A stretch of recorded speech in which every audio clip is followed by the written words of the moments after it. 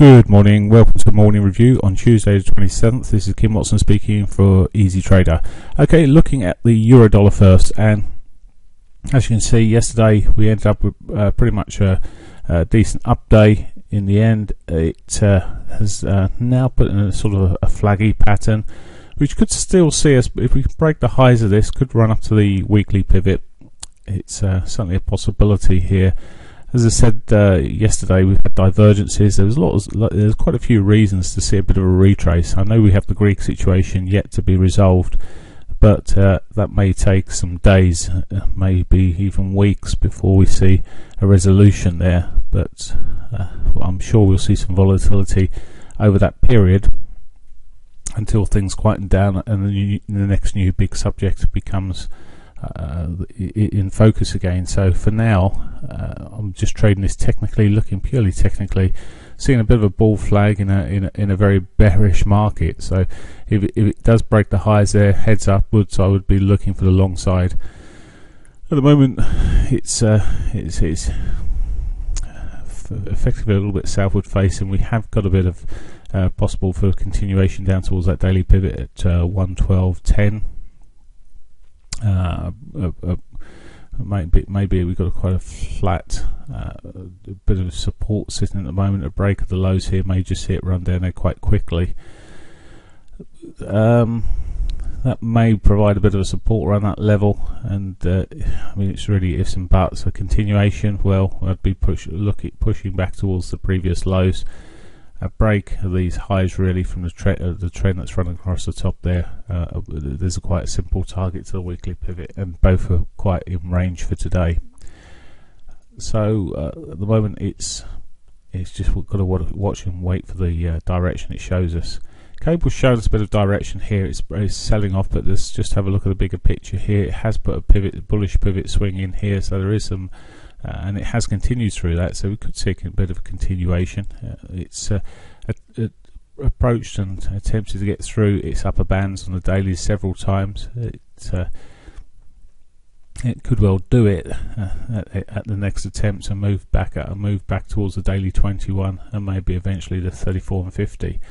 At the moment, it seems to be struggling. One thing that I've noticed on the 4-hourly charts is that these candles, this group of candles here, where they've got all of them have got the quite long tails on them, which would suggest that it's just not on each occasion it's sort of pushing up, can't make it, push up, can't make it, and etc.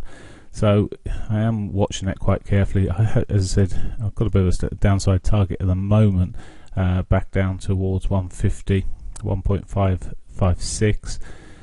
Once that's hit, I mean, it could run through there, but there is support there with a 34, and also there's the rise in 50 as well coming up behind, which may provide support depending on the time this is taken. There's a reasonable chance of that pivot being hit, so watching that quite carefully as potential.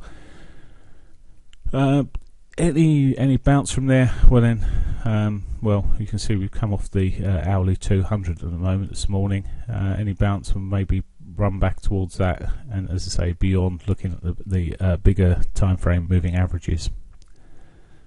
Now we have got the GDP figure coming out at 9:30. That may be sufficient to give a bit of a shove one way or the other, and may set the direction for the morning and maybe even the day. Okay, looking onward to the dollar yen. Dollar yen seen a bit of recovery here this morning in the last 8 hours. Yesterday it gave up its previous day's gains, and it's very, very choppy on a day-to-day basis at the moment. Really looking at whether we can, as I said yesterday, we've got this sort of section here. Can we break out of it? And this may give us a bit more of a direction. But these levels that we're sitting at also fit nicely with what the Japanese government central bank will be very happy with. So I can't see anyone wanting to move it too much, and it's really down to traders and volumes and demand, which may eventually generate and push it one way or the other. But at the moment, it's sitting there pretty well consolidated. Little to really go on from here. Already caught the daily pivots, etc. It's reversing back again. Maybe a break of the highs of this trend line that's running here could see us push back towards the the sort of levels that we've seen over the last few days. Okay, and finally the Aussie dollar. Okay, so once again we saw, well, actually yesterday we did actually see a proper reversal candle there. It struggled most of the morning. We did get into a long position on the Aussie dollar, but it just struggled and struggled and struggled. And this morning, once again, it's struggling and pulling back a little bit. It has got a downside target marginally. I think it may have already caught it at 0.7906. That may be on the cards, particularly the euro and the pound are rolling over. That could be a suitable target. A break of the upside, well, it's still got the weekly pivot above us, so it could be a target for the upside. And really to the downside, yesterday's lows or the S1 area will probably be, if it starts breaking beyond the daily pivot. It seems almost overdue, a bit of a retrace from the bigger time frames, but there's no guarantees of what's going on here.